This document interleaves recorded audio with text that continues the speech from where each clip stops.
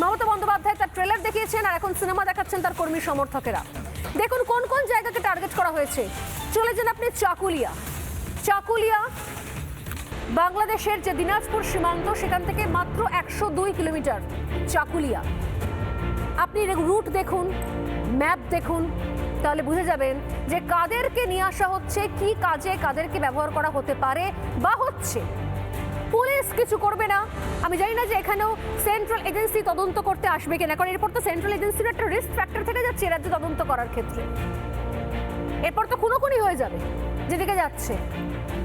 বাংলাদেশের যে দিনাজপুর সীমান্ত সেখান থেকে 102 কিলোমিটার হচ্ছে চাকুলিয়া।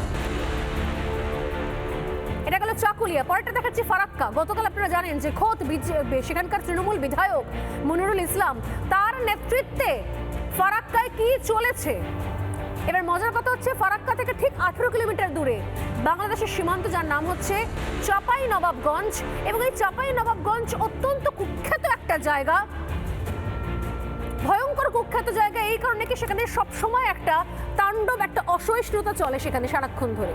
ফারাক্কা থেকে মাত্র 18 কিলোমিটার দূরে চাঁপাইনবাবগঞ্জ।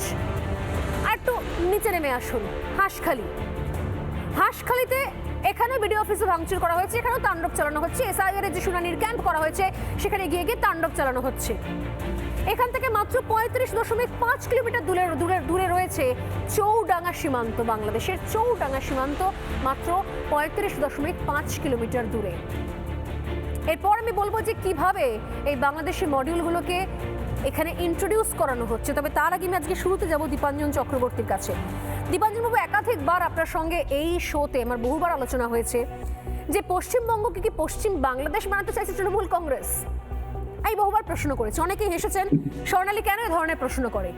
আজ ইলেকশনের আগে নির্বাচনের আগে যে মডিউলে যে কায়দায়, আমি তো প্রমাণ সহকারে দেখাচ্ছি, ডেটা দিয়ে দেখাচ্ছি, আমি ডেটা ছাড়া একটা কথাও বলি না, এবং সেটা প্রপারলি ইন্ডিকেট করছে, চিহ্নিত করছে সেই বিষয়গুলোতে। অর্থাৎ কোথাও যেন এই বাংলাদেশি মডিউলটাকে নেওয়া হচ্ছে, শুধুমাত্র মডিউল নয়, আমি তো বলবো বাংলাদেশি অনুপ্রবেশকারীদেরও সাহায্য নেওয়া হচ্ছে, এবং সুপরিকল্পিতভাবে গোটা রাজ্য জুড়ে। ঠিক যেরকম দেখেছিলাম আমরা সিএ এনআরসি, আমরা যেরকম দেখেছিলাম ওয়াক অফ বিরোধী, ঠিক খানিকটা সেই কায়দাতে আরও ভয়ঙ্কর, আরও বড় মাপের একটা আগুন জ্বালানোর ছক কষা হচ্ছে। এটা কি লাস্ট ট্রাম্প কার্ড বলে মনে হচ্ছে মমতা বন্দ্যোপাধ্যায়? একদম ইলেকশনটা পণ্ড করার শেষ ট্রাম্প কার্ড। কি বলবেন, আপনার কি মনে হচ্ছে?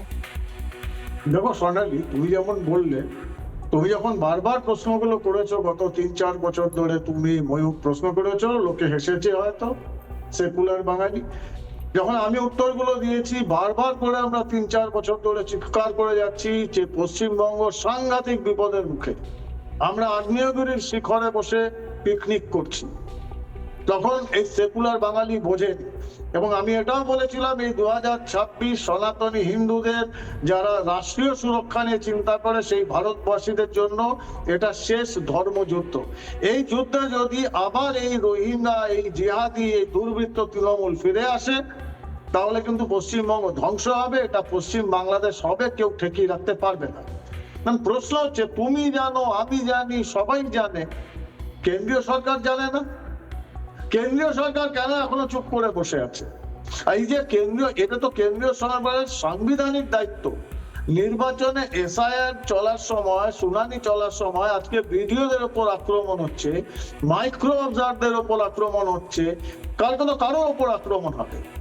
তাহলে নির্বাচনটা হবে কি করে? নির্বাচনটা তো আমাদের একটা গণতান্ত্রিক পদ্ধতি, তার একটা অন্যতম গুরুত্বপূর্ণ স্তম্ভ। কারণ এই যে জিহাদিদের রানী বসে আছেন ক্ষমতায়, আর জিহাদিদের যুবরাজ, তারা জানে যদি এবার ফ্রি অ্যান্ড ফেয়ার ইলেকশন হয় তাহলে তৃণমূল দলটি মুছে যাবে, এবং তারপরে এদের স্থান হবে শ্রীঘরে পিসি ভাইপোকে হাতে ওই স্টিলের মকরমুখী বালা পরিয়ে নিয়ে যাওয়া হবে। এটা সারা জানেন। এবং এটা যে এরা করবেন, এই জিহাদিদের আনলিশ করে দেওয়া হবে, বন্ধন মুক্ত করে লেলিয়ে দেওয়া হবে, সেটা তো খুব স্বাভাবিক। আর পুলিশের কথা বলছো, তুমি দেখেছো রাজীব কুমারের মতো লোক, যে ডিজি, যাকে অ্যারেস্ট করার জন্য সুপ্রিম কোর্টে সওয়াল করছেন অ্যাটর্নি জেনারেল তুষার মেহতা, এবং সুপ্রিম কোর্টের কি কি অবজারভেশন সেগুলো দেখেছো। যে রাজনৈতিক দলের জন্য কোনো কেন্দ্রীয় এজেন্সি সৎভাবে কোনো গুরুত্বপূর্ণ তদন্ত করতে পারবে না, এটা কি করে হয়? সেখানে এই রাজীব কুমারের বিরুদ্ধে তুমি কি আশা কর? রাজীব কুমার তখন শাখের করা, এদিকে দিদিমণির সহায়তা না পেলে সুপ্রিম কোর্টে লড়তে পারবেন না, আর কেন্দ্রীয় সরকার যে কোনো দিন জেলে ঢোকাবে, সাসপেন্ড করবে। দীপাঞ্জন দা, মানুষকে জেগে উঠতে হবে। আমি বুঝতে পারছি আপনি আজকে চাকুলিয়ার ছবিটা দেখেছেন। বিডিও হ্যাঁ, আমি অফিসে দেখেছি। জ্বালিয়ে দেওয়া হয়েছে, বাইরে যা ছিল চেয়ার টেবিল সাইকেল পার্ক করে রাখা ছিল সেগুলো জ্বালিয়ে দেওয়া হয়েছে। এমনকি এসআইআর এর নথি জ্বালাতে গিয়ে সেখানকার সরকারি প্রকল্পের যে ফাইল ছিল সেই ফাইল পর্যন্ত জ্বালিয়ে দেওয়া হয়েছে, আমাদের রিপোর্টার দেখাচ্ছে। এবং সেখানকার বিডিও অফিসের কর্মী, যার বক্তব্য আমি চালিয়েছি, তার নাম হচ্ছে দেবাশিস মণ্ডল, তিনি বলছেন যে পুলিশকে জানানোর পরেও 2 ঘন্টা পর পুলিশ এসেছে। না সোনালী, এটা পরিকল্পিত নয়, এটা পরিকল্পিত নয়। অ্যাবসলিউটলি পরিকল্পিত। তুমি যদি এর ছায়া দেখো, আমি খুব অবাক হব না আগামী মাসখানেকের মধ্যে যদি পশ্চিমবঙ্গের সীমান্তবর্তী জেলাগুলোতে যেরকম গোদরা কাণ্ড ঘটেছিল, গাড়ির দরজা বন্ধ করে ট্রেন সমেত জ্বালিয়ে দিয়েছিল সনাতনী হিন্দুদের, সেটা আসবার সময় হয়ে এসেছে। এটা আমরা বারবার বলেছি যে সিদ্দিকুল্লাহ চৌধুরী, হুমায়ুন কবিররা যে ধমকি দিচ্ছে সেটা ফাঁকা আওয়াজ নয়, কারণ তার পেছনে রয়েছে জিহাদিদের রানী, জিহাদিদের যুবরাজের বরাবর। মানুষকে জানতে হবে। কিন্তু কেন্দ্রীয় সরকার কি করছে? কেন্দ্রীয় সরকার ভারতবর্ষের একটা এত গুরুত্বপূর্ণ রাজ্য, সীমান্তবর্তী রাজ্য, বারুদের স্তূপে বসে আছে, সেখানে যদি কেন্দ্রীয় সরকার এখনো 355 ধারা জারি না করতে পারে, 356 না হলো, তাহলে কোনো প্রশ্নই আসে না। ভুলে যাও গণতান্ত্রিক পদ্ধতিতে নির্বাচন, মানুষের প্রাণ বাঁচাতে পারবে না, সরকারি কর্মচারীরা মারা যাবে, সরকারি সম্পত্তি নষ্ট হবে। আর এই ক্লিবলিঙ্গ দলদাস পুলিশ নেতৃত্বে রাজীব কুমারের মতো অফিসার তারা লেজ গুটিয়ে বসে থাকবেন, আর জিহাদি রানী আর জিহাদি যুবরাজের তাণ্ডব চলতে থাকবে। এটা মানুষ মেনে নিতে পারবে না। এটা সলিউশন একটাই, যে শেষ পর্যন্ত আমি জানি সলিউশন কিছু নেই।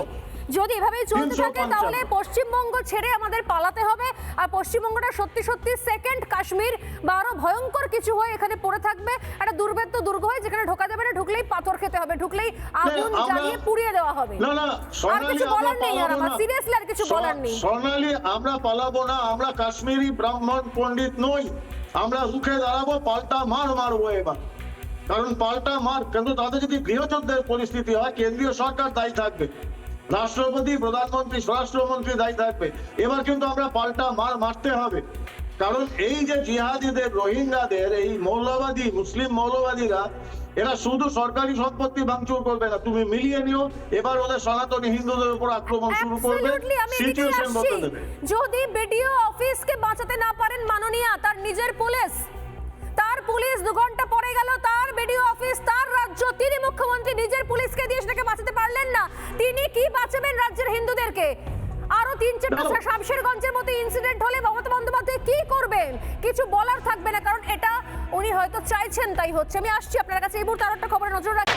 নানা ধরনের কন্টেন্ট দেখার জন্য লাইক করুন, শেয়ার করুন আমাদের ফেসবুক পেজ, সাবস্ক্রাইব করুন আমাদের ইউটিউব চ্যানেল। পাশাপাশি অন্যান্য ব্রেকিং নিউজের জন্য অবশ্যই চোখ রাখুন রিপাবলিক বাংলায়।